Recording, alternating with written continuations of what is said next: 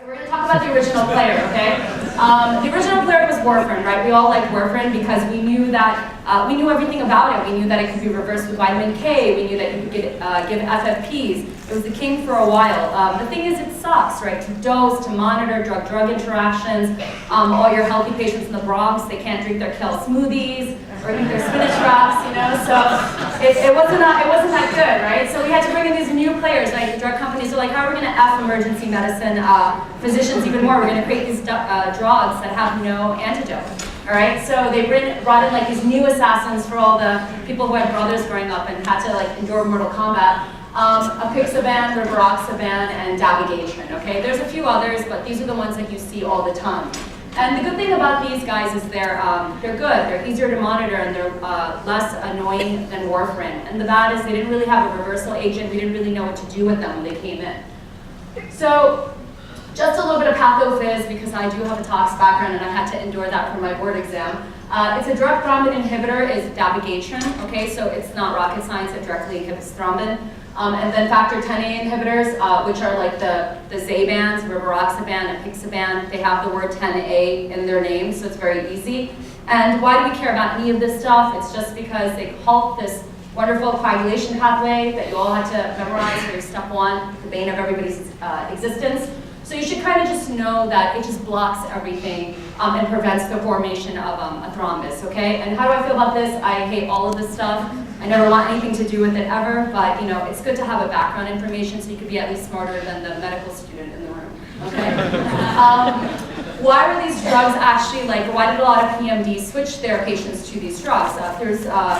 It was just better monitoring for the patients, and they actually did studies and they saw that all three were just as good, if not better, than warfarin in stroke prevention, less risk of bleeding. So they did these trials, Rely, Rocket, Aristotle. Again, you don't need to know anything about them except that they exist. This is how I feel about all of these. I care nothing about any of this, but it was proven to be statistically as good as warfarin, which is why a lot of people switched over to these drugs. Okay. So you get a trauma notification, right? If it's anything as absurd as like the EMS notifications we get at Lincoln, they'll be like, patients decapitated, coming in. We're like, wait, what? So you're just waiting anxiously, like anything can come through the door. So you get this trauma notification, the guy's majorly assaulted, he has a bleed, okay? Who cares? Epidural, subdural, doesn't matter, it's a bleed. You see this patient list and you see, oh my God, he's on Eliquis and Pradaxa and Xarelto. I want to shake this. This is actually a real medication list that I sniped from EM docs on Facebook, and it was called You've Been Nursing Homed. So I just want to shake this doctor's hand and be like, where are you, sir, and why? Anyways, this is how I feel about all of this. Like, you want nothing to do with any of this, okay? So you have to like compose yourself and be like, you know what, I'm an ER doc, a pint of sweat saves a gallon of blood, right? All my best decisions I make under extreme duress in the emergency department. Outside the ER, if you ask me if I want to eat Chinese or Thai food, I'll be like, I can't even make that decision if my life depended on it, but I can make decisions under duress. So it's just very true that you have to remember, like, your training teaches you to stay calm, hopefully. All right, so the trauma's here. If you're anything like my residents, this is how you run into the trauma room, okay? Because they're looking for all these like sexy ED procedures of yesteryears, like thoracotomy and like chest tube, and like, you know, stuff that we used to do and still do in the South Bronx. It's very easy to lose sight of the main thing, which is the patient, right? A lot of these patients are awake and alert. You can get a history from them. You can be like, hey buddy, what drugs do you take? You know, we always manage to ask them their life-saving tetanus, you know, all those case reports of gunshot wound-inflicted tetanus. But we can't ask them about like what medications they take. And it's important because if you know what agent they're on or the last dose, you can know that the half-life is 14 hours, and if they took it yesterday, you don't have to reverse them, and you don't have to put them at risk for like a thrombotic complication, okay? So important to know a history. All right, now do all labs matter very briefly? No, they don't, okay? The only study you can get in the ER is a coagulation cascade. If it's not prolonged, does that give you reassurance? No. They measure things like eccrine clotting time for research purposes. I don't know what that is, I have to look it up. Direct thrombin time. So it's not reassuring if the PTT are not prolonged, the drug can still be on board. So do all labs matter? No, they don't matter. These are the only labs that matter, okay? All right. So now, you know the background, you know the pathophys, you know that they're on the drug. So instead of like trying to slink into the background, like the trauma attending take charge and be like, not it. You gotta come in like ravishing Rick Rude, right? Like, for people who are in the Every time like this, and everybody used to faint, and he was like the boss, right? So that's how you have to come in. You gotta come in like this, otherwise nobody's gonna take you seriously. All right, so now you know your management strategies, right? You have an antidote, you have plasma factors, you have anticoagulants, you have you can alter the pharmacokinetics, you have like your whole arsenal, right? Because you came in like a boss, you know what you're gonna do. So the good is there is an antidote. I don't know if a lot of people knew that. It's called Pradaxa for Pradaxa only. It's FDA approved in 2015. It's a monoclonal like mouse antibody similar to Digibind. It binds very strongly to dabigatran, so the binding part works, and it peaks very shortly. The problem is, does it work really in clinical trials, right? So they did a study called the REVERSE trial, and it basically evaluated people who had uncontrollable life-threatening bleeding or needed to be going for an emergent procedure. And what they found, the first conflict of interest, it was done by the pharmaceutical company that makes the drug. Okay, so that's a major conflict of interest. And they measured eccrine clotting time and direct thrombin time. They were like, oh, this drug binds to dabigatran and reverses it in like 93% and 98% of patients.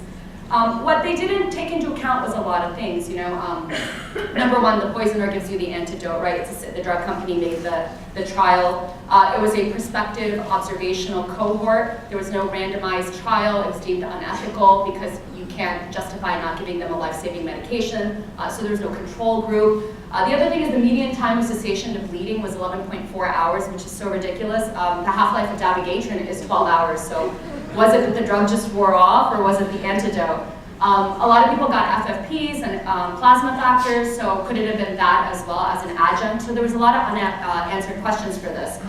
So as a monotherapy, does it work? I mean, I give it a rating of meh, you know, on a scale of like 1 to 10. So you have other things that you can actually throw at them, right? So you have like this shitstorm in the ER, and you're like, you know, you might not even have the antidote. It's $4,500. Our hospital does carry it, but if you don't have it, you have other things that you can give. So you can give PCC, you can give APCC, recombinant factor 7A, FFPs.